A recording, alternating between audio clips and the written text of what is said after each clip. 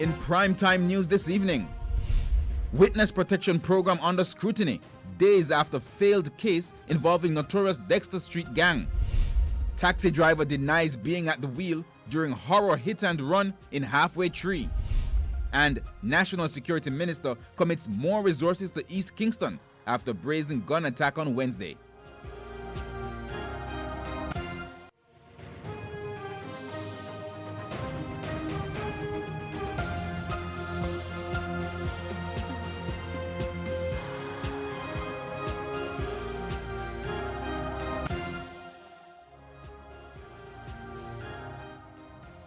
Good evening and welcome to Primetime News, on air and online at onespotmedia.com. I'm Herman Green. And I'm Janella Precious. Also this evening, the top business stories of the day, and Andrea Chisholm has our preview.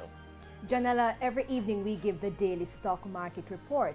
And if you've not yet started to invest and make some money, now is perhaps the time for you to do so. We'll tell you how during Stock Market 101 coming up in the business day.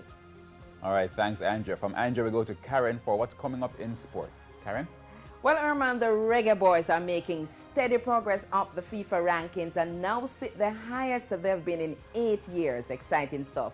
I will tell you all about it later.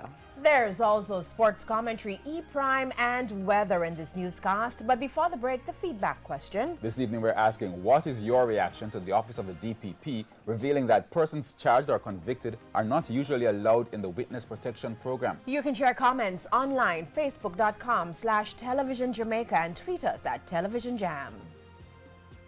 Please stay with us. Primetime News returns right after this break.